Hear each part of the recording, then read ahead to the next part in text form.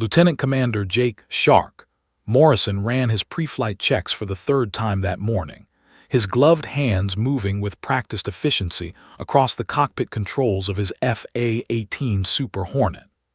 The early dawn sky over the Pacific was painted in shades of orange and deep purple, the kind of morning that reminded him why he'd fallen in love with flying 15 years ago. At 38, Morrison was one of the most experienced pilots on the USS Ronald Reagan, with over 2,000 flight hours and 2 deployments under his belt. "Shark, you're clear for launch," crackled the voice of Lieutenant Rodriguez through his helmet speakers. "Roger that, Tower. Shark is ready to dance," Morrison replied, feeling the familiar rush of adrenaline as the catapult officer signaled him forward. The carrier's deck crew worked around him like a choreographed ballet, each person knowing their role perfectly. The catapult fired. Morrison's body pressed back into his seat as the Super Hornet rocketed from 0 to 165 miles per hour in less than 2 seconds. The sudden transition from the carrier deck to open air never got old. His aircraft climbed smoothly, banking away from the massive carrier that looked increasingly like a toy boat on the endless blue below. "Beautiful morning for a flight, Shark," came the voice of his wingman, Lieutenant Melissa "Viper" Torres, pulling up alongside him in her own Hornet. "Best office in the world, Viper," Morrison grinned beneath his oxygen mask. Their mission was routine, a standard reconnaissance patrol along the carrier group's perimeter, checking for any unusual surface or air activity. Nothing glamorous, nothing dangerous. Just another day keeping watch over international waters. Morrison had done this flight pattern dozens of times. He knew every checkpoint, every turn, every radio call. They climbed to 28,000 feet, where the air was thin and cold, and the curve of the Earth became visible on the horizon. Morrison loved this altitude, high enough to see the world in perspective, but not so high that you lost connection with the ocean below. The Pacific stretched in every direction, an endless expanse of deep blue occasionally broken by white caps. "Home plate, this is Shark. Passing checkpoint Alpha, all systems green," Morrison reported, his eyes scanning his instruments. "Fuel, optimal. Hydraulics, normal. Radar, clear. Everything exactly as it should be." "Roger, Shark. Continue on heading 270. Weather's clear for the next 100 miles," responded Petty Officer Sarah Chen from the carrier's communications center. Morrison had met Chen briefly during a safety briefing. She was sharp, detail-oriented, the kind of person who caught problems before they became emergencies. Her voice over the radio was always calm and professional. 30 minutes into the flight, Morrison and Torres separated to cover more ground, staying within visual range but spreading their radar coverage. Morrison's eyes moved constantly, outside to scan the horizon, inside to monitor his instruments, a rhythm as natural as breathing. That's when he noticed it. A slight flicker on his heads-up display, just for a second then gone. Morrison frowned. Probably nothing, a glitch, maybe a loose connection. He tapped the glass of his fuel gauge. The needle bounced slightly but settled back to normal. "Home plate, this is Shark. All systems green, beginning." The static hit like a physical wall. Morrison's entire instrument panel erupted in chaos. The heads-up display went completely black. His fuel gauge spun wildly. The altimeter climbed and dropped randomly, showing impossible readings. The radar screen filled with white noise. Every warning light in the cockpit blazed red simultaneously. "Home plate, do you copy?" Morrison's voice was steady, but his heart rate spiked. He'd trained for instrument failure, but never all at once. "Home plate, this is Shark. I'm experiencing complete system failure. Do you copy?" Nothing, not even static now, just dead silence in his headset. Morrison's hands moved automatically, following years of training. Try the backup radio. Dead. Try the emergency frequency. Dead. He flipped switches, reset circuit breakers, went through emergency protocols he'd memorized years ago. Nothing responded. Outside his canopy, the world looked normal. Blue sky above, darker blue ocean below. But inside his cockpit, every system that connected him to the outside world had gone dark. He was alone at 28,000 feet with no communication, no reliable instruments, and no way to call for help. His training kicked in. Stay calm, assess the situation, don't panic. But underneath the training, a colder thought crept in. He was 200 miles from the carrier, over some of the deepest water in the Pacific, and as far as anyone knew, he just vanished from the sky. 200 miles away on the USS Ronald Reagan, Petty Officer Sarah Chen stared at her radar screen in disbelief. One moment, Morrison's transponder signal had been bright and clear. The next moment, nothing. Just empty ocean where a $70 million fighter jet and one of their best pilots had been seconds before. "Say again, Shark. You're breaking up," Chen transmitted, her voice still calm but her hand gripping the microphone tighter. "Silence. Shark, this is Homeplate. Do you copy?" Still nothing. Chen's stomach dropped. She switched frequencies, trying every channel. Nothing. She looked at her supervisor, Petty Officer Martinez, who was already moving toward her station. "What happened?" Martinez demanded. "He's gone. Lieutenant Commander Morrison just disappeared off radar," Chen said, her fingers flying over her console, trying to re-establish contact. Martinez grabbed the phone to the bridge. "Captain Rodriguez, we have a situation. Shark is off radar. No transponder, no radio contact. Last known position 200 miles northeast." On the bridge, Captain Rodriguez gripped the railing, his weathered face hardening. He'd been in the Navy for 30 years and had lost pilots before. Each one was like losing a piece of himself. "Sound general quarters. Launch search and rescue. Get every helicopter we have in the air. Find our pilot," Rodriguez ordered, his voice carrying across the bridge.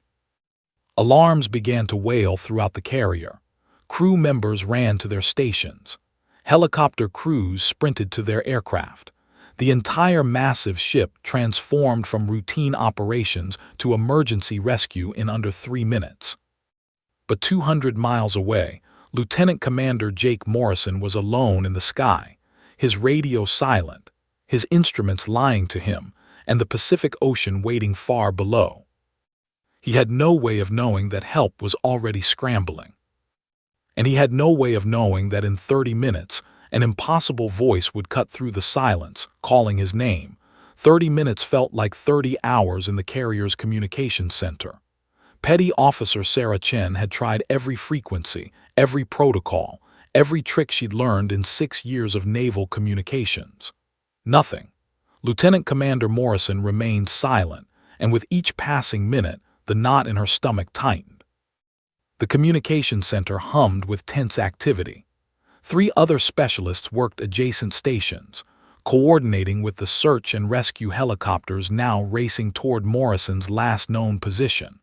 The wall of screens before them showed weather patterns, satellite imagery, and radar sweeps of empty ocean. Chen rubbed her tired eyes. She'd been staring at the same static-filled channels for so long that they'd started to blur together.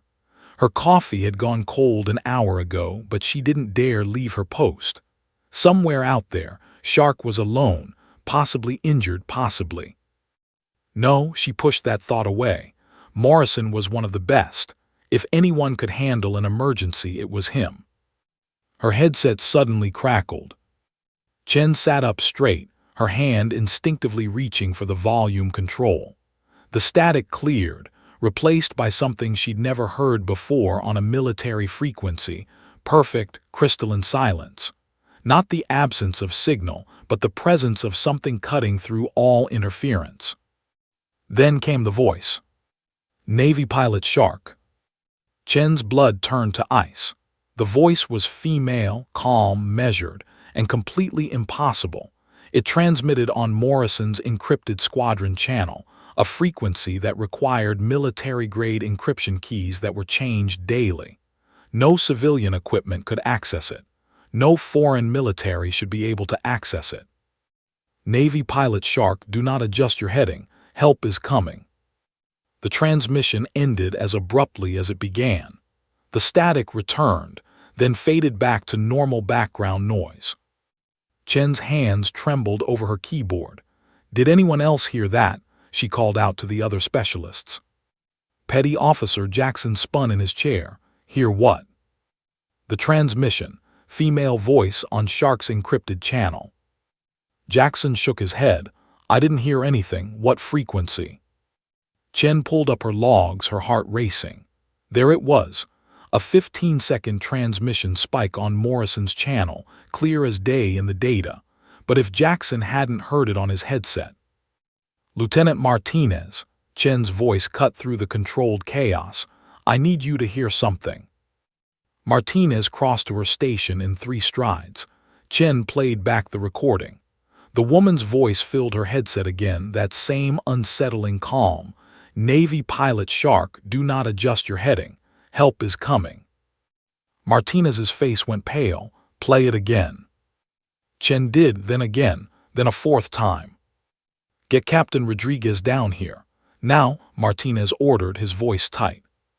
5 minutes later, Captain Rodriguez stood in the communications center, listening to the playback for the 6th time.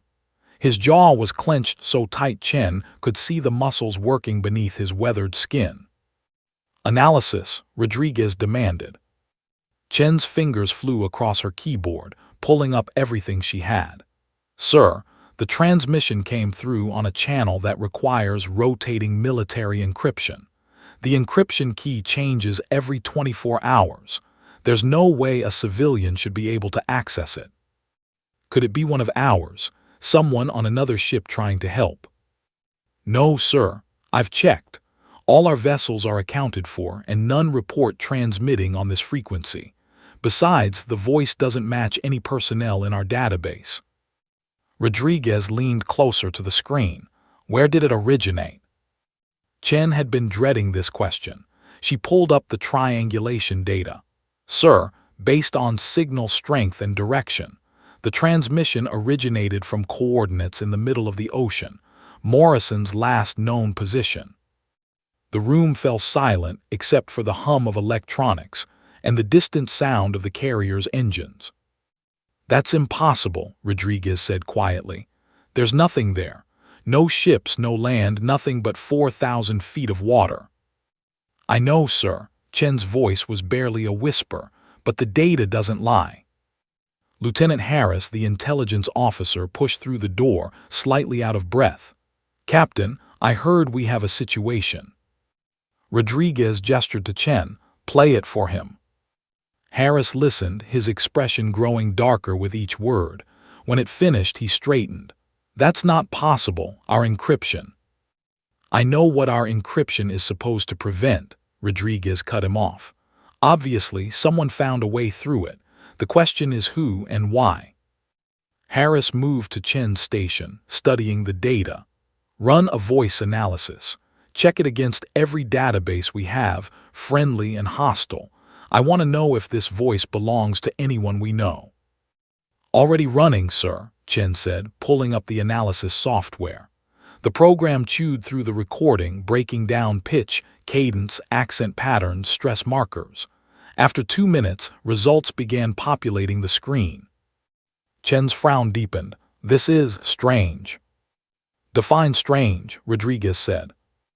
The voice analysis shows physiological markers consistent with someone under extreme stress, elevated heart rate, shallow breathing, tension in the vocal cords. But the delivery is perfectly calm, almost eerily so. It's like someone who's terrified but trained to suppress it completely. Military training, Harris suggested. Possibly, or medical emergency services, someone used to crisis situations. Chen scrolled through more data. But here's what doesn't make sense. The voice doesn't match anyone in our database. Not U.S. military, not allied forces, not any known hostile operators. Martinez looked at the triangulation map. Could the coordinates be wrong? Could there be a ship out there we don't know about? Chen shook her head. I've pulled satellite imagery from the last 6 hours. There's nothing at those coordinates. No vessels, no debris, nothing. Rodriguez's radio crackled. Captain, this is SAR-1. We're approaching Morrison's last known position. No visual contact yet. Weather's clear, sea state calm. If he's in the water, we should be able to spot him.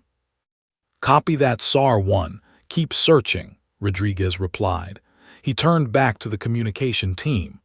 I want continuous monitoring of all frequencies, if that voice comes back. Chen's screen suddenly flickered. Everyone froze. A new transmission indicator appeared, same frequency, same impossible source coordinates.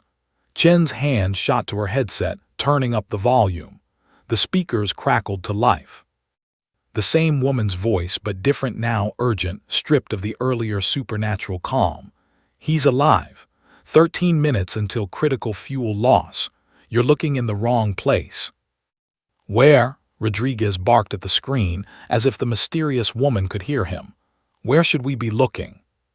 But the transmission was already ending. Static filled the channel, then faded back to silence.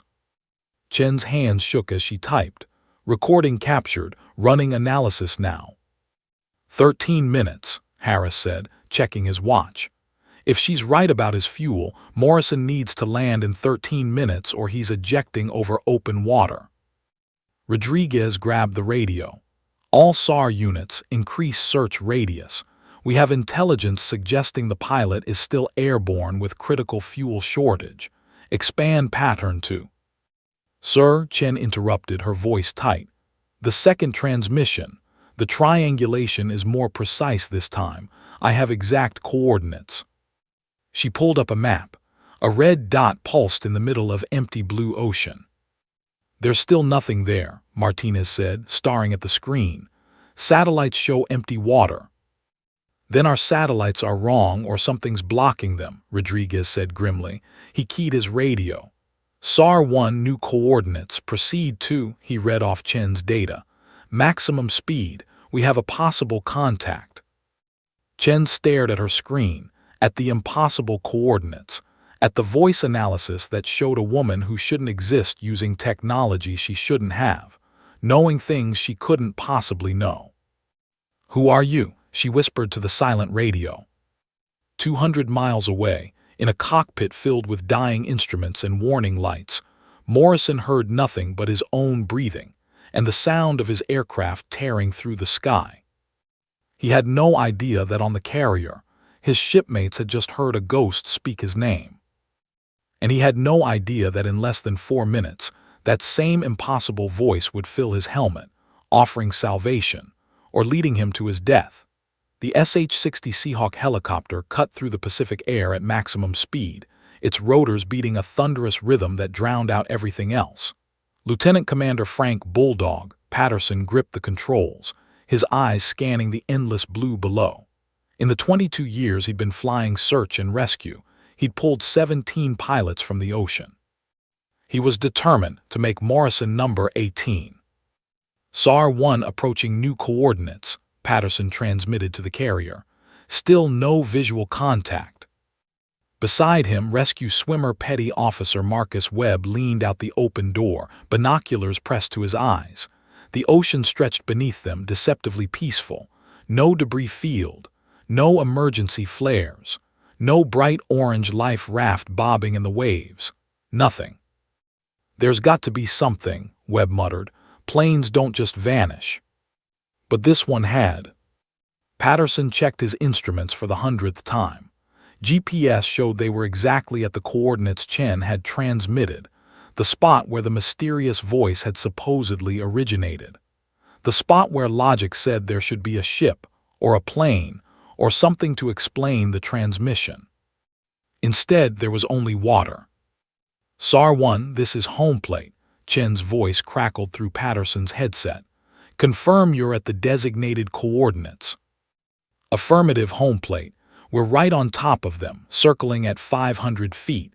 Visibility is perfect. We can see for miles. There's nothing here. No vessels, no aircraft, no debris, just ocean. Patterson heard the frustration in Chen's responding silence. He understood it. Every minute they searched in the wrong place was a minute Morrison was running out of fuel, running out of options, running out of time. SAR-2 and SAR-3 are expanding the search grid, another helicopter pilot reported. Covering sectors north and east, still negative contact. Patterson banked the Seahawk in a wide circle, dropping to 300 feet. Webb continued scanning, but Patterson could see the concern growing on his rescue swimmer's face. The ocean was telling them a story, and it wasn't a good one. Back on the USS Ronald Reagan, Sarah Chen was living her own nightmare. She sat hunched over her console, headphones clamped to her ears, listening to the mysterious transmission for what must have been the 50th time. Behind her, Lieutenant Harris had commandeered another station and was running every analysis tool the Navy had. "The voice analysis is complete," Harris announced, his voice tight with frustration. "We've compared it against every military database, ours, NATO allies, even some classified foreign intelligence recordings. No match. This woman doesn't exist in any system we have access to." Chen pulled up the waveform analysis on her screen. "Look at this," she said, pointing to irregular patterns in the audio. "These fluctuations, they're not normal radio interference." Harris leaned in. "What am I looking at?" "The signal is being distorted by something between the source and us. See these spikes? That's consistent with electromagnetic interference, but not the kind we usually see. It's almost like the signal is being bent around something." "Bent around what?" Chen shook her head. "I don't know, but whatever's out there is affecting radio waves in ways I've never seen before." Captain Rodriguez appeared at her shoulder. "Theories?" "Sir, I have data but no explanations. The signal is real. We can measure it, analyze it, triangulate it. But the source location is impossible. Satellites show empty ocean. Our search helicopters see empty ocean. Yet the signal is definitely coming from those exact coordinates." Rodriguez stared at the coordinates on the screen. "Could it be underwater, a submarine?" Harris jumped in. "I considered that, sir. But submarines communicate on completely different frequencies, and they can't access our encrypted military channels. Plus, our sonar shows nothing in that area.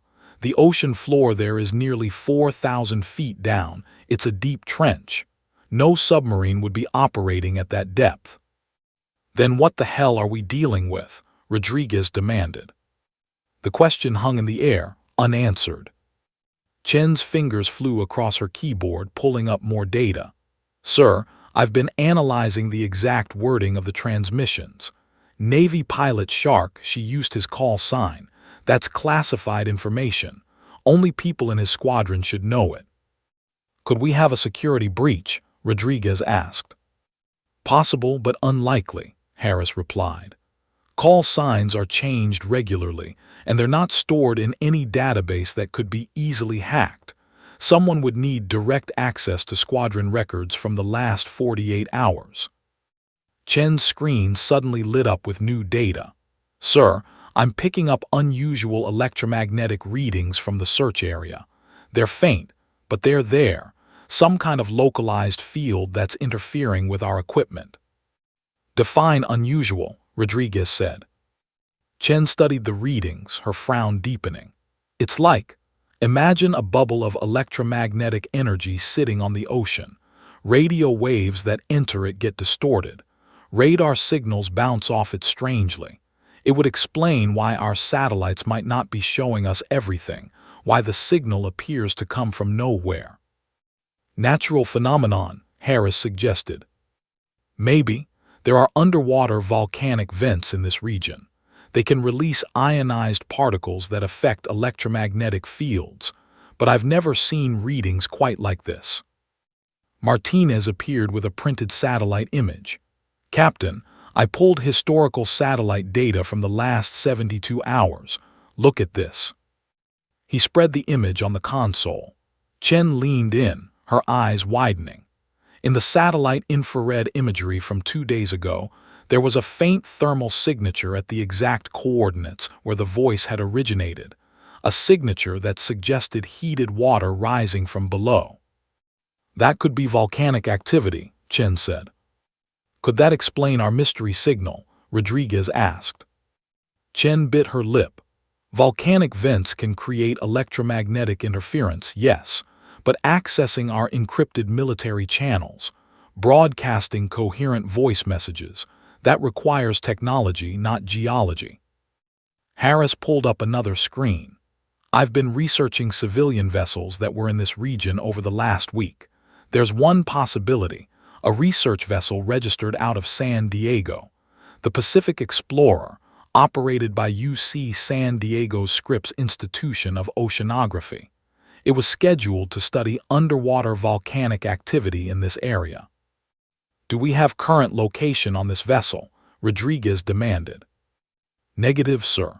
Last AIS transmission was 73 hours ago, then it went dark. Chen's pulse quickened. Went dark as in turned off their transponder. Apparently.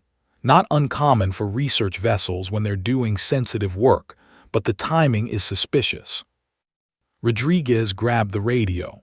All SAR units, we have a possible research vessel in your area. Designate Pacific Explorer. Modify search pattern to look for any vessels, not just debris. Patterson's voice crackled back immediately. Homeplate SAR-1. If there's a ship out here, we should be able to see it. We're at 300 feet with unlimited visibility. I'm telling you, there's nothing. He stopped mid-sentence. SAR-1 repeat, Chen transmitted. Silence. Patterson, do you copy? More silence then. Homeplate, this is SAR-1. I'm going to sound crazy, but my instruments just went haywire. All of them at once. GPS is showing impossible coordinates. Altimeter is fluctuating. Radio compass is spinning, but I can still fly the aircraft manually and I can still see clearly. Chen's heart raced. SAR-1, maintain your position. What do you see? That's the thing, Homeplate. I see the same empty ocean I've been seeing for the last 30 minutes, but my instruments are telling me I'm flying through an electrical storm. There's no storm. Sky is clear. But the instruments don't lie except when they do, and I'm not making any sense, am I? Chen looked at Harris, then at Rodriguez. The captain's face had gone pale. He's entered the anomaly, Chen whispered. Whatever's affecting Morrison's plane, the search helicopter just flew into it. SAR-1, this is Captain Rodriguez. Can you maintain control of your aircraft? Affirmative, sir. Flight controls are manual, responding normally. It's just the electronics that are screwy. Pull back to the edge of the anomaly. We need you functional for when we locate Morrison. Roger that, pulling back now. Sir, one more thing. Just before my instruments went crazy, I thought I saw something on the water. Just for a second. Could have been a wave, could have been a reflection, but it looked almost like. Like what, SAR-1? Like a ship, sir. But when I looked again, nothing was there. In the communications center, Chen stared at her screens, at the impossible coordinates, at the voice analysis of a woman who shouldn't exist. Somewhere in that electromagnetic anomaly, Lieutenant Commander Morrison was running out of time. Somewhere in that same impossible space, someone, or something, was calling his name. And 13 minutes had already passed since the last transmission. Chen checked her clock. Morrison's fuel should be critical now. If he was still in the air, he had minutes at most before he'd be forced to eject into the Pacific. Her radio crackled suddenly. Not the search helicopters, not the carrier's tower, a different frequency. The woman's voice returned, but this time it wasn't calm or urgent. It was commanding, powerful, cutting through static like a knife through fog. Navy pilot Shark is beginning his descent. You have 10 minutes to penetrate the electromagnetic field. After that, you won't find him. The transmission ended. Chen's hands gripped her console. She's talking to him, right now. Somewhere in that anomaly, she's talking to Morrison, and we can't hear his side of the conversation. Rodriguez keyed his radio. All SAR units penetrate the anomaly. Find our pilot now. But 200 miles away, Morrison was already listening to a voice that would either save his life or end it. Lieutenant Commander Jake Morrison had stopped trusting his instruments 20 minutes ago. His altimeter claimed he was at 8,000 feet and climbing, but the air pressure in his cockpit told a different story. His fuel gauge flickered between full and empty like a broken clock. The compass spun lazily in circles, pointing everywhere and nowhere. He was flying blind in a perfectly clear sky. Morrison had run through every emergency protocol he knew. He'd reset circuit breakers, switched to backup systems, even tried rebooting the entire avionics suite. Nothing worked. The Super Hornet's fly-by-wire controls still responded to his stick inputs, thank God for manual hydraulics, but every electronic system that told him where he was, how high he was, or how much fuel he had left was lying to him. The Pacific stretched below, vast and indifferent. He'd been heading roughly southwest when his instruments failed, trying to return to the carrier using dead reckoning and the position of the sun. But without accurate airspeed, altitude, or fuel readings, he was essentially guessing. The cockpit temperature had dropped 15 degrees. Ice crystals formed on the inside of his canopy at the edges, which made no sense at his supposed altitude. His skin prickled with static electricity, and the hair on his arms stood up beneath his flight suit. Something was very wrong with the air around him. Morrison checked his watch, the only instrument he trusted anymore. 47 minutes since his radio died. At normal fuel consumption, he should have maybe 20 minutes left, but his fuel gauge was useless, so he could have 5 minutes or 50. No way to know. He was preparing mentally for ejection, reviewing water survival procedures. Checking his emergency beacon was still attached to his vest when his helmet speakers hissed to life. Morrison's heart nearly stopped. "Lieutenant Commander Morrison, my name is Dr. Elena Vasquez." The voice was clear, crystal clear, clearer than any radio transmission had a right to be. Female with a slight accent he couldn't quite place, maybe California, maybe Spanish in her background. Calm but urgent. Morrison's hand instinctively went to his radio controls, but they were still dead. The voice wasn't coming through his radio. It was coming through his helmet's internal speakers directly, which should be impossible unless. "I know you can hear me, Commander. Your radio is non-functional, but I'm using a specialized frequency that can reach your helmet's emergency system. You don't need to respond. Just listen." Morrison's jaw clenched. Every instinct screamed this was wrong. Helmet emergency systems were closed circuit, designed to work even if all other systems failed. They couldn't receive external transmissions. It was a safety feature, not a communication device. "Your aircraft has entered an electromagnetic anomaly," the woman continued. "I'm Dr. Elena Vasquez, oceanographer with the Pacific Explorer research vessel. We're directly below you, tracking the anomaly. Your instruments are giving you false readings because of intense electromagnetic interference." Morrison looked down. Ocean, just ocean, no ship. "You can't see us yet because of your altitude and the atmospheric distortion the anomaly creates, but I can see you on our equipment. You're at 12,000 feet, not 8,000 as your altimeter shows. Your heading is 255 degrees. And your fuel." A pause. "Commander, your fuel situation is critical. Your gauge is malfunctioning, but based on your flight time and known consumption rates, you have approximately 7 minutes of fuel remaining." 7 minutes. Morrison's mouth went dry. 7 minutes to decide whether to trust a voice that shouldn't exist, coming through a system that shouldn't receive it, from a ship he couldn't see. "I need you to listen very carefully," Vasquez said, her voice taking on a harder edge. "In 7 minutes you'll be swimming in the Pacific. Your carrier is too far away. Your instruments will kill you if you trust them. I am your only option." Morrison's training warred with his instincts. Never trust unknown communications in hostile situations. Maintain radio discipline. Follow established protocols. But all his protocols assumed his instruments worked, assumed he could call for help, assumed he wasn't completely alone in a sky that had turned against him. "How do I know you're real?" Morrison finally spoke aloud, knowing his radio couldn't transmit but needing to voice the question anyway. As if she could hear him, and maybe she could, Vasquez responded immediately. "Because I'm the only voice you're hearing, Commander, and in 4 minutes you'll be making the decision to either trust me or trust your gauges. One of us is trying to save your life. The other is trying to kill you." Morrison's fuel warning light blazed red. Or was it? Could he trust even that? "Talk to me," he said to the empty cockpit. "If you're real, prove it." "Your name is Jake Morrison. Call sign Shark. You're stationed on the USS Ronald Reagan. This morning you ate scrambled eggs and toast in the officer's mess.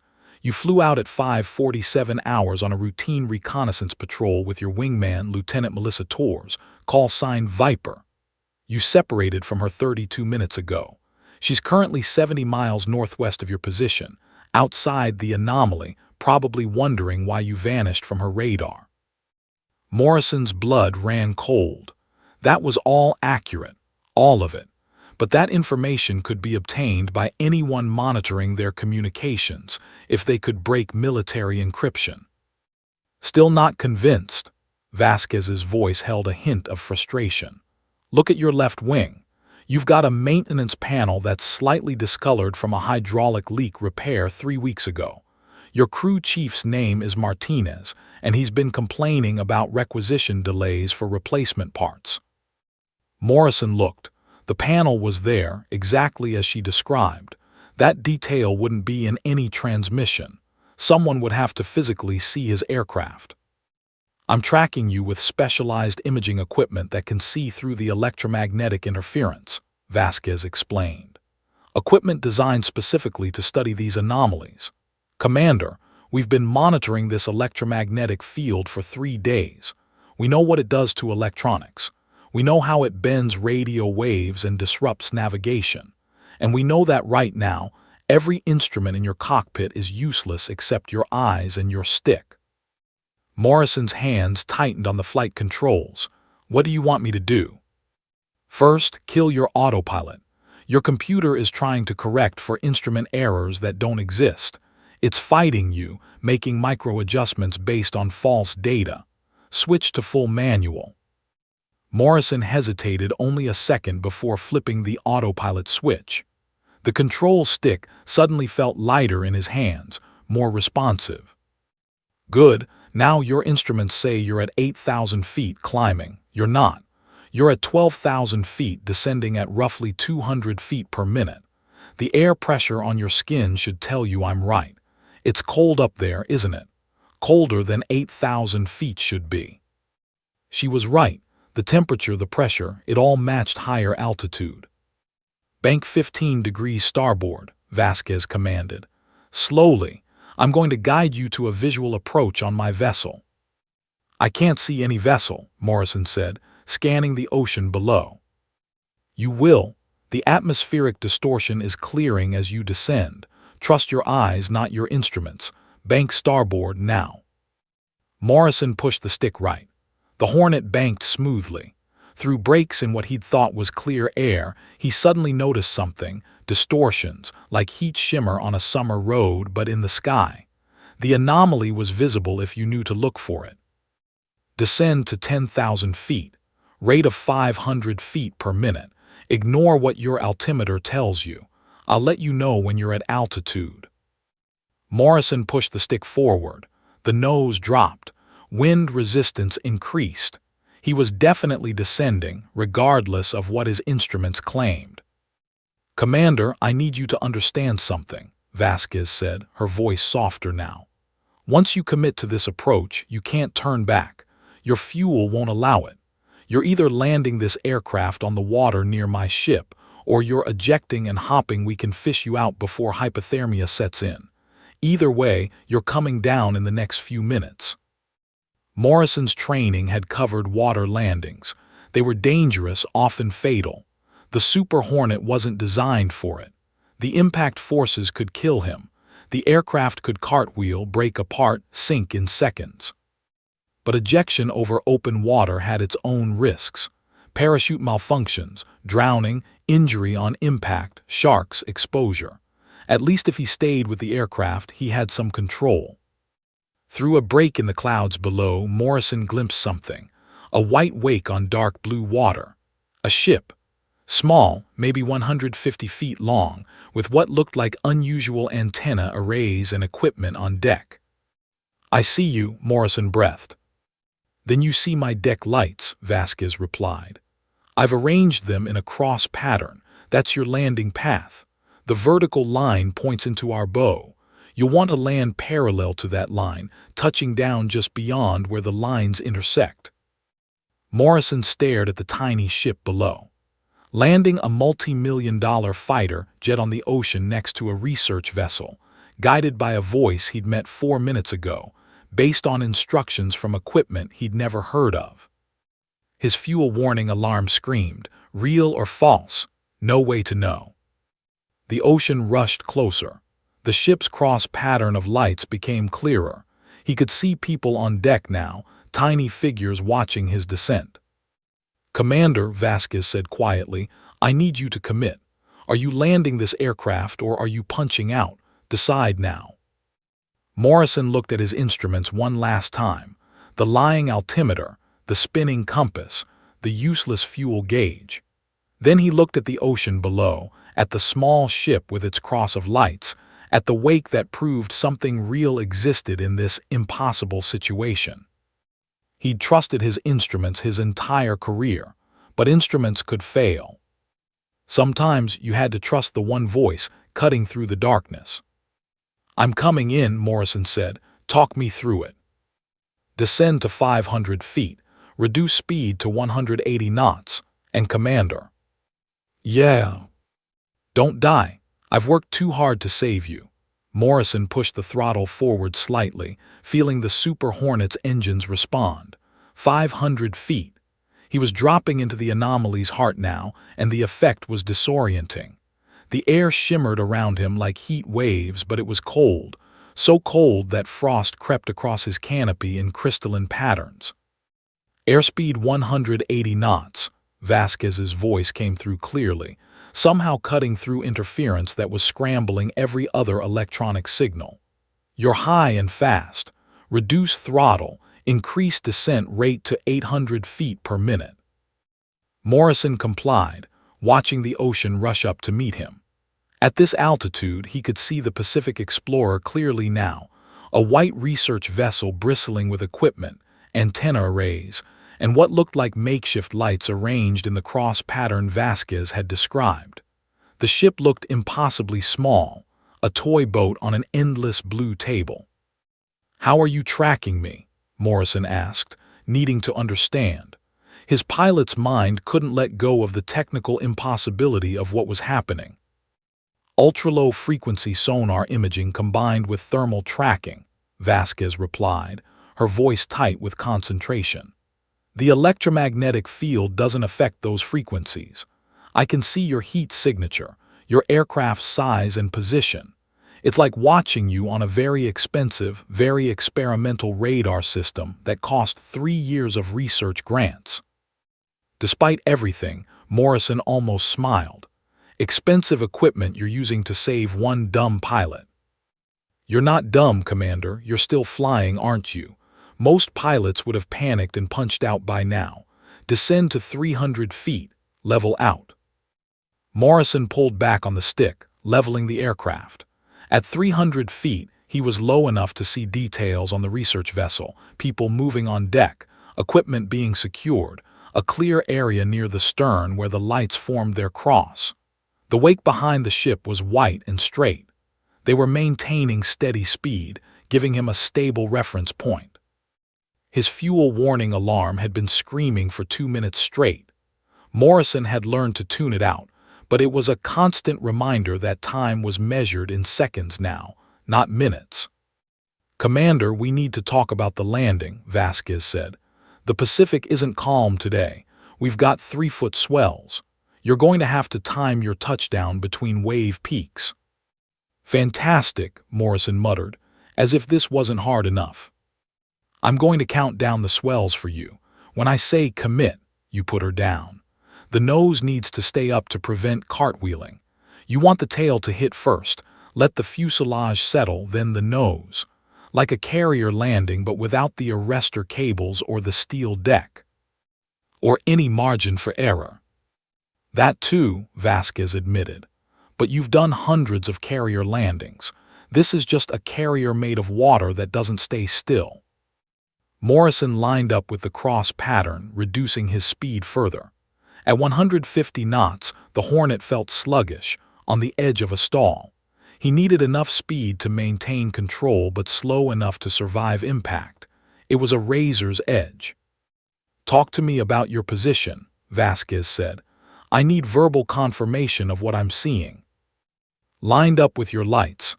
Airspeed 150 knots. Altitude 200 feet. Rate of descent 400 feet per minute."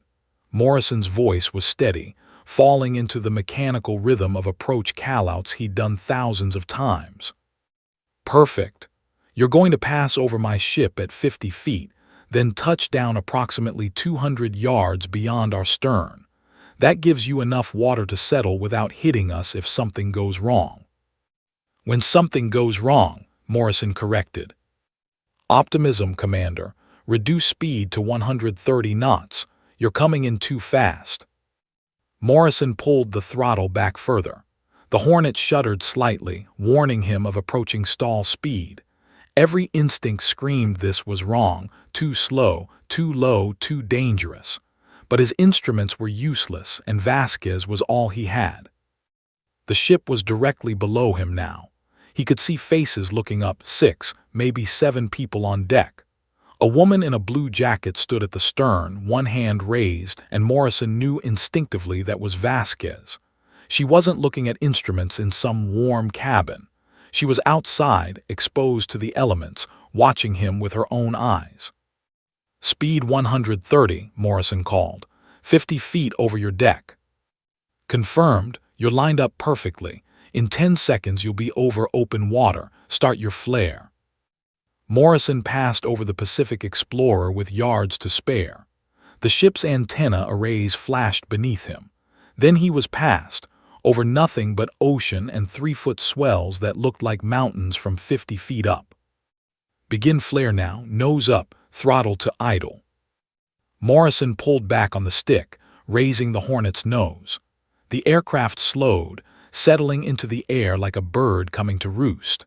But this bird was 30 feet long and weighed 23,000 pounds. "You've got a swell coming in 5 seconds, Vasquez counted. 4, 3, wait for it. 2, commit now." Morrison cut the throttle completely. Gravity took over. The Super Hornet dropped like a stone, its tail section aimed at the ocean below.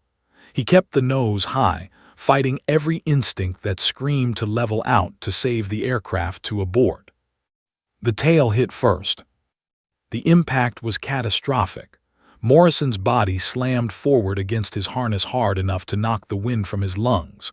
The world became a chaos of noise, shrieking metal, exploding water, systems failing in cascading electrical death. The tail section crumpled on impact. Water exploded over the canopy. The aircraft skipped once, twice, like a stone across a pond. Then the nose came down. Morrison had 1 second to appreciate that he'd timed it wrong. Nose too high, impact too hard, before the front landing gear assembly punched up through the fuselage floor, and the world went white with pain. The Hornet settled, but it was sinking fast. Water poured through a dozen ruptures in the hull. The cockpit filled with the smell of jet fuel and salt water. Morrison's vision swam. His left shoulder screamed with pain, dislocated, maybe broken. Blood ran down his face from somewhere above his right eye. His hands moved automatically, muscle memory taking over. Canopy release. The mechanism groaned, jammed. Morrison hit it again, harder. Something gave. The canopy cracked open, and the Pacific Ocean poured in like a frozen waterfall. The shock of cold water was like being electrocuted. Morrison gasped, swallowed seawater, choked. His harness release. Where was his harness release? His right hand found it, yanked. Nothing. The mechanism was jammed, bent from impact. The aircraft was sinking. Nose down now, tail up, sliding beneath the waves like a submarine in reverse. Water was up to Morrison's chest, rising fast. "Commander," Vasquez's voice screamed in his helmet. "Respond, are you out?" Morrison yanked at his harness with his good arm. The strap cut into his shoulder, trapped by twisted metal. The water reached his neck. He took a deep breath as it covered his mouth, his nose, still fighting the jammed release. The Super Hornet groaned one final time and slipped beneath the surface. Darkness closed over Morrison's head. The cockpit was a tomb of twisted metal and trapped air bubbles. He could see light above, the surface, salvation, life, but he was chained to a 30-ton anchor that was dragging him into the abyss. His lungs burned. His shoulder was white fire, but his right hand kept working the harness release, pulling, twisting, fighting. His vision started to tunnel. Black spots danced at the edges. This was it. He'd survived the landing only to drown in his own cockpit. Then something gave. The harness strap released with a snap he felt more than heard. Morrison kicked upward, pulling himself through the open canopy. His flight suit snagged on something. He twisted, tore free, kicked harder. His boots found the nose of the sinking Hornet and he pushed off, rocketing toward the light above. His head broke the surface. Morrison gasped, choked, gasped again. Air had never tasted so sweet. He was alive. Battered, bleeding, possibly badly injured, but alive. "Commander," real voices now, not through a helmet. Morrison turned in the water, his left arm useless at his side. The Pacific Explorer was maybe 50 yards away, a small inflatable boat racing toward him. Vasquez stood in the bow, life preserver in hand. Behind him, Morrison felt the pull of water being sucked down. He turned just in time to see his Super Hornet's tail fins disappear beneath the surface, trailing bubbles and jet fuel. $60 million sinking into 4,000 feet of Pacific Ocean. But Morrison didn't care about the aircraft. He was alive. Strong hands grabbed him, hauled him into the inflatable boat. Someone was talking, asking questions, checking his injuries. Morrison heard it all through a fog of pain and exhaustion. Then Vasquez's face appeared above him, framed by gray clouds and blue sky. She was younger than he'd imagined, maybe early 40s, with intense dark eyes and sun-weathered skin. "Welcome aboard the Pacific Explorer, Commander," she said, pressing a bandage against the cut above his eye. "You fly like hell, but you land like a drunk pelican." Morrison laughed, which hurt. Everything hurt. "You should see me on a good day." Above them, the sound of helicopter rotors cut through the air. The search and rescue had finally penetrated the anomaly. But Morrison was already home. The inflatable boat's motor screamed as it raced back toward the Pacific Explorer. Morrison lay in the bottom, wrapped in thermal blankets, his body shaking violently from a combination of shock, cold, and adrenaline crash. A young man with a thick beard, he looked barely old enough to shave, was pressing gauze against Morrison's head wound. "Stay with us, Commander," the bearded man said, his voice tight with concern. "You might have a concussion. Keep your eyes open." "Not planning on closing them," Morrison managed through chattering teeth. His left shoulder throbbed with every heartbeat. Dislocated for sure, maybe fractured. He'd felt the joint pop on impact. Dr. Elena Vasquez knelt beside him, one hand gripping the boat's side for stability, the other on his good shoulder. Up close, Morrison could see the strain on her face, deep lines around her eyes, a tension in her jaw that spoke of someone who'd been holding her breath for the last 10 minutes. "That was either the bravest thing I've ever seen or the stupidest," she said. "Can it be both?" Morrison's attempted smile turned into a grimace of pain. The inflatable bumped against the Pacific Explorer's hull. Hands reached down. The crew had lowered a boarding platform. They hauled Morrison up with practiced efficiency, careful of his injured shoulder. Someone had already prepared the ship's small medical bay. Morrison found himself on an examination table, surrounded by faces he didn't know but who'd just saved his life. "I'm Dr. Vasquez, but you already know that," the woman said, peeling off her wet jacket. Underneath, she wore a UC San Diego sweatshirt. "The nervous-looking one with the beard is Marcus Chen, my graduate student. The woman cutting off your flight suit is Dr. Patricia Okonkwo, our ship's medical officer. She's an MD, so you're in good hands." Dr. Okonkwo was already working with quick, efficient movements. Suspected left shoulder dislocation, possible clavicle fracture, head laceration, probable concussion, possible internal injuries from impact trauma. She looked at Morrison. "On a scale of 1 to 10, how's your pain?" 15, Morrison said honestly. "That's what I thought." She prepared a syringe. "This will help. Try not to move your shoulder."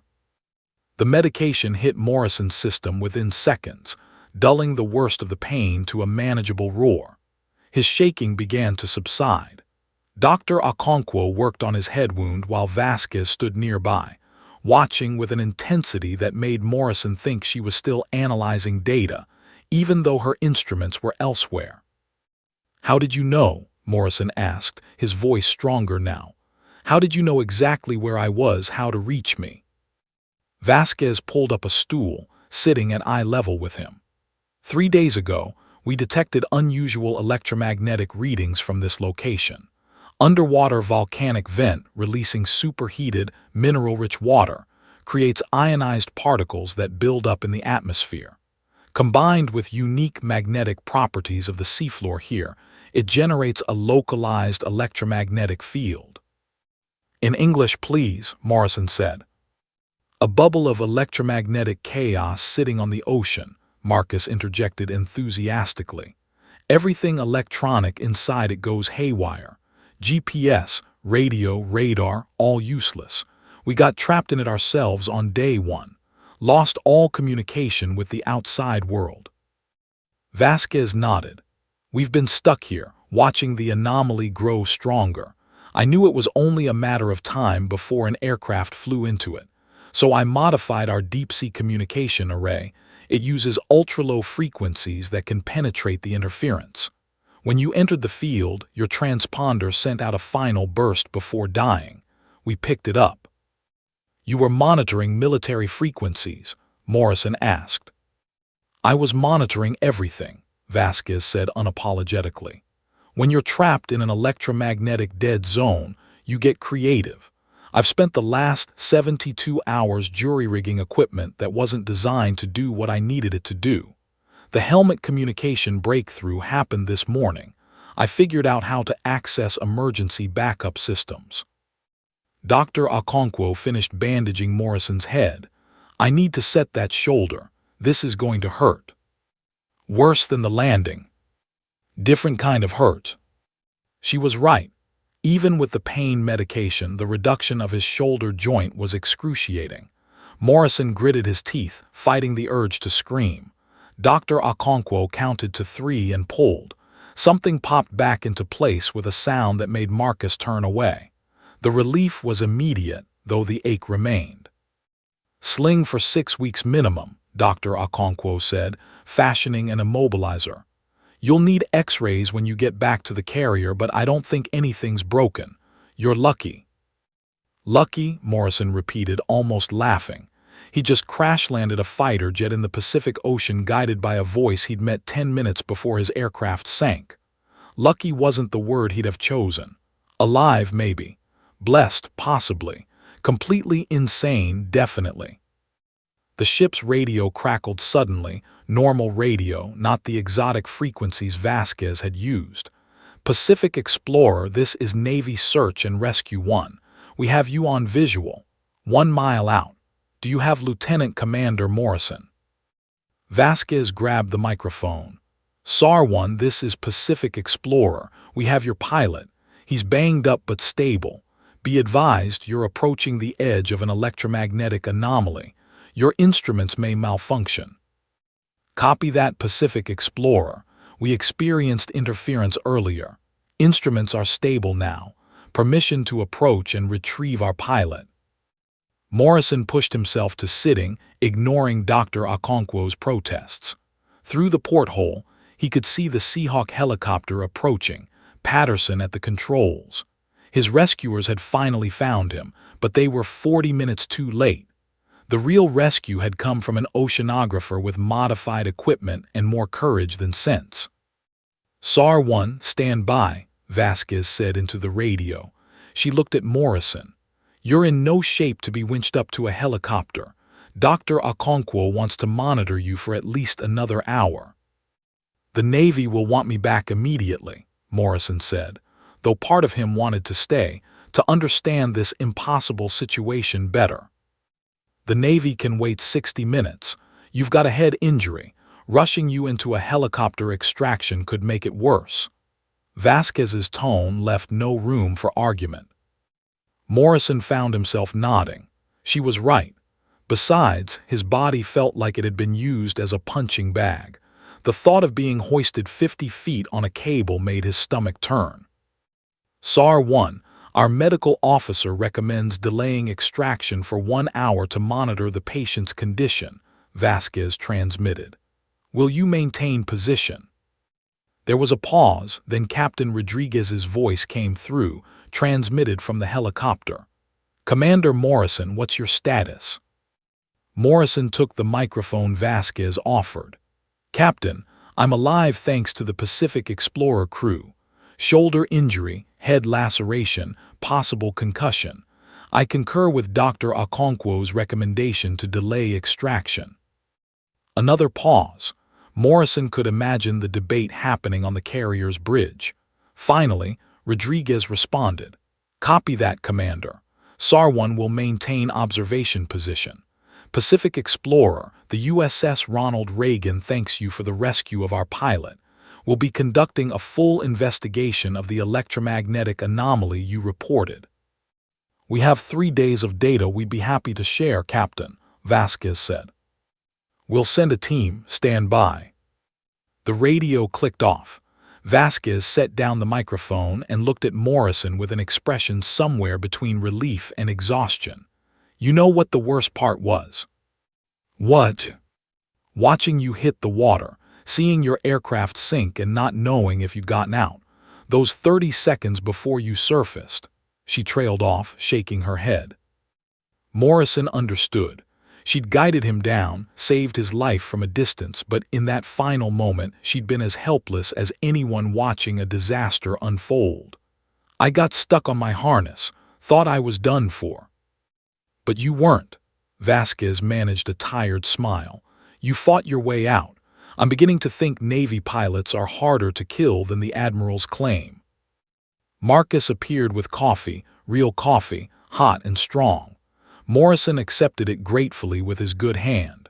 Through the porthole, he watched the Seahawk helicopter hovering at a respectful distance, Patterson keeping station. On the horizon, he could see another helicopter approaching, probably carrying the investigation team Rodriguez mentioned. The Pacific Explorer rocked gently on the swells.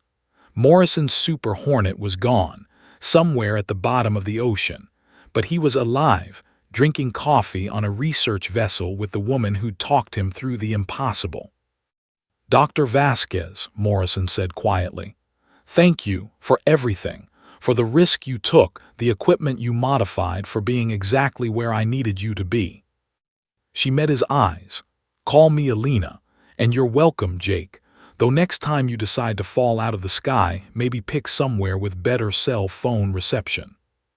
Despite everything, the pain, the exhaustion, the knowledge that he'd just destroyed a $60 million aircraft, Morrison laughed. He was alive. That was enough. An hour later, Morrison sat in the Pacific Explorer's cramped laboratory, surrounded by screens displaying data that looked more like abstract art than science. His shoulder was immobilized, his head wrapped in professional bandaging, and he'd consumed enough coffee to fuel a small aircraft carrier. Dr. Okonkwo had cleared him for helicopter extraction, but Morrison had asked for 15 more minutes. He needed to understand what had almost killed him. Elena Vasquez stood at her main console, pulling up 3 days of accumulated data. Marcus Chen hovered nearby, occasionally adding enthusiastic commentary. The laboratory was a testament to improvisation, equipment jury-rigged with duct tape and zip ties, cables running in chaotic loops across the floor, and at least 6 laptops displaying different data streams simultaneously. "This is the electromagnetic field strength over the last 72 hours, Vasquez said, pointing to a graph that looked like a mountain range. "See how it builds? The underwater volcanic vent is releasing pulses of superheated water containing dissolved metallic compounds, primarily iron and copper oxides. When it hits the cold ocean water, it creates a supersaturated cloud of ionized particles." Morrison leaned forward, studying the graph. "And that's what killed my electronics." "Not just killed, confused them. Your instruments were receiving electromagnetic noise that your flight computer tried to interpret as legitimate data. Your altimeter thought you were climbing because the field was denser below you. Your compass spun because the local magnetic field was stronger than Earth's natural field. Your GPS couldn't get satellite signals through the interference." Marcus pulled up another screen. "But here's the really cool part. The anomaly creates a kind of electromagnetic lens. Radio waves entering from outside get bent, refracted, sometimes completely blocked. It's why the carrier couldn't see you on radar, why your radio went dead. You were invisible." "Then how did you reach me?" Morrison asked. Vasquez smiled, the expression transforming her tired face. 6 years of research into deep-sea volcanic communication systems. When you're studying vents 3 miles underwater, normal radio doesn't work. I developed ultra-low frequency arrays that can penetrate rock, water, electromagnetic interference, anything. The technology was designed to talk to submarines and deep-sea equipment. She gestured to a bizarre-looking antenna array visible through the porthole. "That's my baby. Cost 3 years of grant money and nearly got me laughed out of 2 academic conferences. Everyone said it was too experimental, too unreliable. But when you flew into my anomaly, it was the only thing that worked." Morrison looked at the antenna with new respect. "You weaponized oceanographic research equipment." "I prefer creatively repurposed," Vasquez corrected, "though accessing your helmet's emergency system required some. Let's call it aggressive signal penetration. I had to override about 6 safety protocols and jury-rig a frequency modulator from spare parts. Pretty sure I violated several FCC regulations." "You saved my life," Morrison said. "I think the FCC will forgive you." The door to the laboratory opened. Lieutenant Harris entered, followed by 2 Navy technicians carrying equipment cases. The investigation team had arrived. Harris's eyes went immediately to Morrison. "Commander, good to see you alive." Harris extended his hand, which Morrison shook with his good arm. "Captain Rodriguez sends his regards and orders you to stop scaring the communications team. Tell Petty Officer Chen I apologize for the heart attack." Harris turned to Vasquez. "Dr. Vasquez, I'm Lieutenant Harris, Naval Intelligence. We need to discuss this electromagnetic anomaly. Everything about it, how it formed, why we didn't detect it, and how it accessed our encrypted communications." Vasquez gestured to her screens. "I have 3 days of continuous data. Pull up a chair." For the next 30 minutes, Vasquez walked Harris and his team through everything. The underwater volcanic vent, the ionized particle cloud, the electromagnetic field strength measurements, the communication breakthrough that had saved Morrison's life. Harris took notes, asked sharp questions, and occasionally looked at his technicians, who were recording everything. "This is unprecedented," Harris said finally. "We have protocols for solar flares, electromagnetic pulses, even nuclear detonation effects. But localized oceanic electromagnetic anomalies, Nothing in our threat assessment covers this. That's because it's incredibly rare, Vasquez explained. You need the perfect combination: underwater volcanic activity, specific mineral content in the water, unique magnetic properties of the seafloor. I've been studying submarine volcanism for 15 years and never seen conditions align like this before. One of the technicians looked up from his laptop. "Lieutenant, the data checks out. These electromagnetic readings are consistent with what our search helicopters experienced. SAR-1 reported complete instrument failure at the coordinates Dr. Vasquez indicated." "Can you predict when and where these anomalies will occur?" Harris asked. Vasquez shook her head. "Not with current technology, but I can monitor them once they form. The real question is whether the Navy wants to invest in detection systems." Harris considered this. "After today, I guarantee the admirals will want every piece of detection equipment you can design. An electromagnetic field that can make our aircraft invisible and knock out our communications. That's not just a scientific curiosity, it's a strategic vulnerability." Morrison listened to the conversation, watching Vasquez transform from the exhausted rescuer into a confident scientist defending her research. She answered every question with precision, backed every claim with data, and never once oversold her capabilities. Harris was clearly impressed. "Dr. Vasquez, the Navy will want to debrief you extensively," Harris said. "We'll need all your data, your equipment specifications, and your methodology. We'll also need you to testify at the investigation board regarding Commander Morrison's incident." "I understand, but Lieutenant, I want something in return." Vasquez's voice turned firm. "This research has been chronically underfunded. I've been fighting for grants for 6 years while people told me I was chasing ghosts. Today proved I wasn't.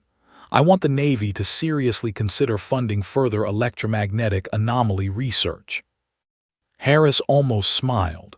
"Doctor, after you saved one of our pilots using equipment you built with grant money and duct tape, I think you'll have admirals lining up to fund your research, though they'll probably want the technology classified. As long as I can publish the scientific findings, we can negotiate the rest."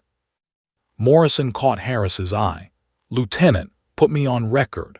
Dr. Vasquez's equipment and expertise saved my life. Without her modifications to deep-sea communication systems, I'd be at the bottom of the Pacific. The Navy needs this technology."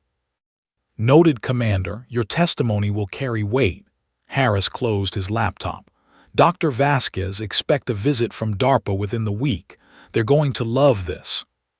Through the porthole, Morrison saw a larger helicopter approaching. A CH-53 Sea Stallion capable of evacuating both him and the investigation team. His time on the Pacific Explorer was ending. Vasquez saw it too. "Looks like your ride is here." Morrison stood carefully, testing his balance. The pain medication was wearing off, and his shoulder throbbed with renewed intensity. "Elena, I owe you more than thanks. You risked your research, possibly your career, modifying equipment in ways it wasn't designed for, all to save someone you'd never met." "You're a human being who needed help," Vasquez said simply. "That's all the reason I needed. Still, if you ever need a favor, anything, you call me." Morrison pulled a waterproof card from his flight suit pocket with his good hand. "My personal number, I mean it." Vasquez accepted the card, studying it. "A Navy pilot's personal number. I'll probably use this to ask about electromagnetic shielding in fighter jets." "I'd expect nothing less." Dr. Okonkwo appeared with Morrison's medical report sealed in a plastic envelope. "For the carrier's medical team. And Commander, take it easy on that shoulder. You're grounded for at least 6 weeks." "6 weeks of paperwork," Morrison groaned. "That might be worse than the crash." The Sea Stallion's rotors thundered overhead as it took position. A rescue swimmer descended on a cable, followed by a basket stretcher. Despite Morrison's protests that he could climb a ladder, Dr. Okonkwo and the rescue swimmer insisted on the stretcher for safety. As they strapped him in, Morrison looked at Vasquez one last time. "The world needs more scientists like you, people who don't just study problems, they solve them. And the world needs more pilots who trust impossible voices when their instruments fail," Vasquez replied. "Fair skis, Commander." "Calm seas, Doctor." The cable lifted Morrison toward the hovering helicopter.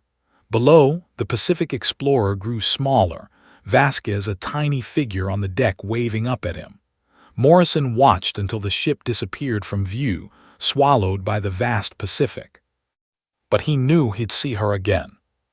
Some connections, forged in electromagnetic anomalies and impossible rescues, didn't fade easily. 3 months later, Lieutenant Commander Jake Morrison stood in the auditorium of the Scripps Institution of Oceanography in San Diego, his left arm finally free of its sling. The room was packed, naval officers in dress uniforms, civilian scientists, graduate students, and a surprising number of media representatives. At the podium, Elena Vasquez was presenting her findings on electromagnetic anomalies caused by submarine volcanic activity. Morrison had been officially grounded for 8 weeks.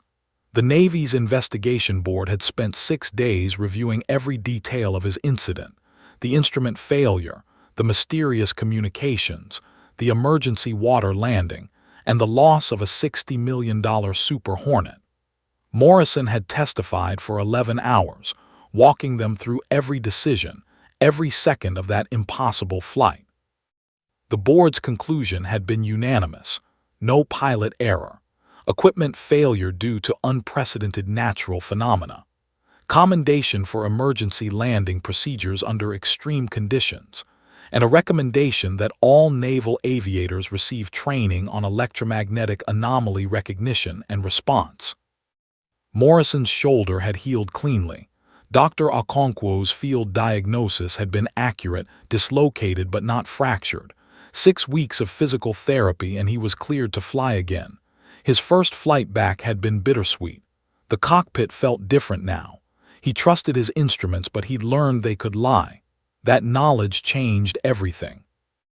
Vasquez advanced her presentation slide, showing the electromagnetic field data that had nearly killed him.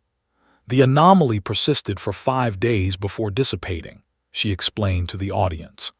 "During that time, we documented continuous electromagnetic interference strong enough to disable aircraft electronics within a 3-mile radius." Morrison watched her command the room with the same calm authority she'd used to talk him through his descent. She'd changed in 3 months, more confident, better funded, and suddenly famous in both scientific and military circles. The Navy had awarded her a research contract worth $4.2 million. DARPA had made her a consultant. 3 universities had tried to recruit her away from Scripps. She turned them all down. The Pacific Explorer was her home.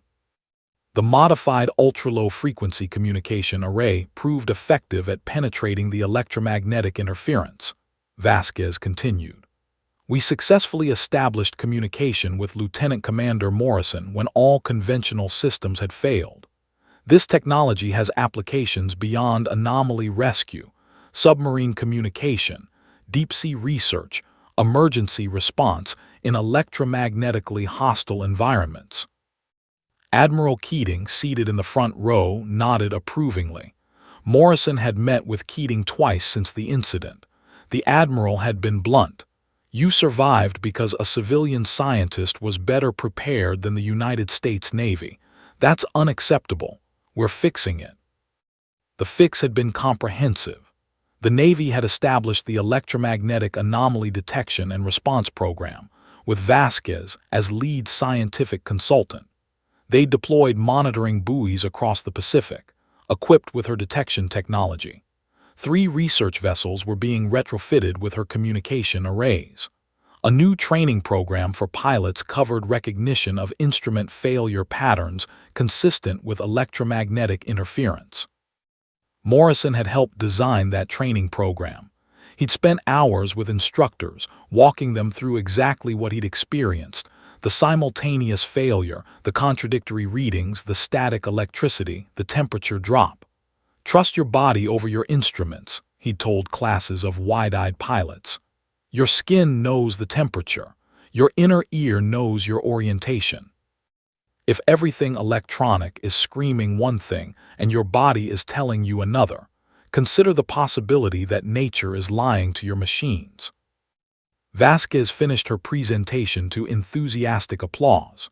The question and answer session ran 20 minutes over schedule, with scientists peppering her with technical questions and Navy officers asking about operational applications. Morrison watched her handle both groups with equal skill, translating complex oceanographic concepts into terms everyone could understand. When the session finally ended, Morrison made his way through the crowd toward the podium. Vasquez saw him coming and smiled, excusing herself from a cluster of graduate students. "Commander Morrison, still in one piece, I see." "Thanks to you," Morrison said. "Good presentation, though you undersold the part where you saved my life using equipment held together with hope and zip ties." "Academic humility," Vasquez said with a grin. "Besides, the zip ties were high quality."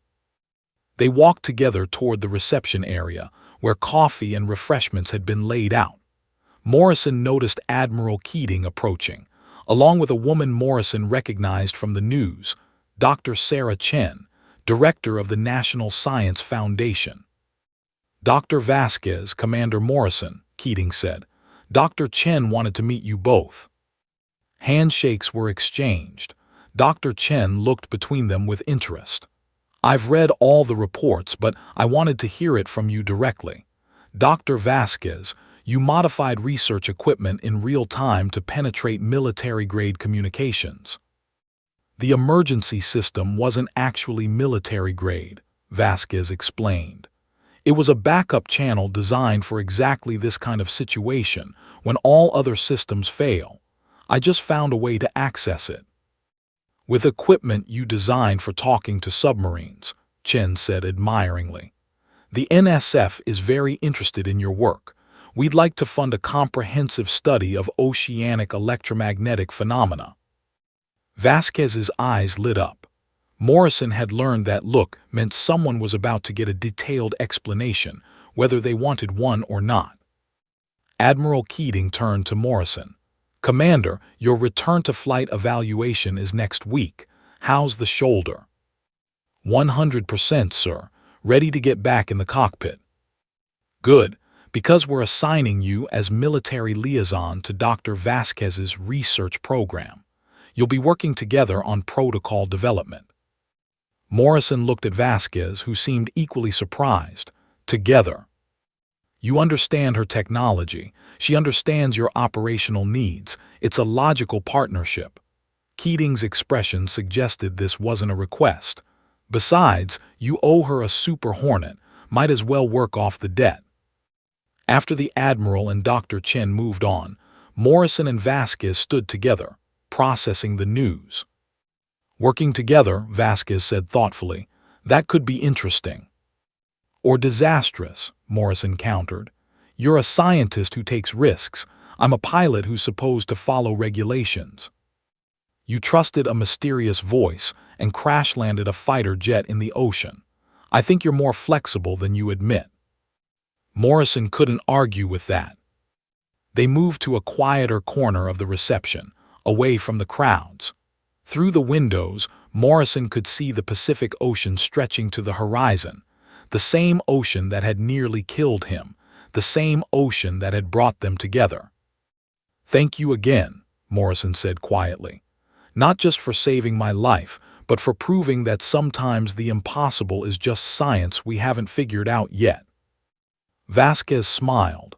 "And thank you for trusting me, for hearing that voice cutting through your static and choosing to believe it. Best decision I ever made." They stood in comfortable silence, watching the waves. Somewhere out there, Morrison's Super Hornet rested on the ocean floor, 4,000 feet down.